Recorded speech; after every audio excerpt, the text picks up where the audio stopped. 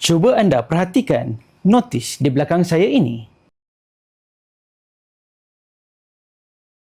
Ya betul, bermula 1 hari bulan 3, 2026 akan dilaksanakan larangan penjualan dan pembelian minyak masak paket kepada bukan warga negara. Dan ini 5 perkara yang perlu anda tahu mengenai larangan ini. Larangan ini bukan sahaja terhad kepada peniaga, malah bukan warga negara juga dilarang untuk membeli minyak masak paket ini.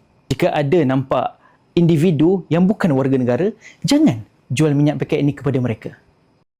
Walau bagaimanapun, bukan warga negara boleh membeli minyak masak botol di mana-mana lokasi di seluruh negara. Peniaga haruslah bersama-sama dalam memastikan larangan ini dipatuhi. Contohnya, peniaga boleh membuat hebahan dengan menampal ataupun mempamerkan notis peringatan larangan pembelian dan penjualan minyak masak paket ini kepada bukan warga negara di kaunter pembelian. Kepada orang ramai, jika ternampak sebarang aktiviti yang mencurigakan berkaitan minyak masak paket ini, lapor terus kepada KPDN biar penguatkuasa KPDN menjalankan tugas mereka. Jangan lupa saluran aduan melalui WhatsApp 019-848-8000 dan jika anda merasakan konten ini memberi manfaat, jangan lupa follow akaun ini.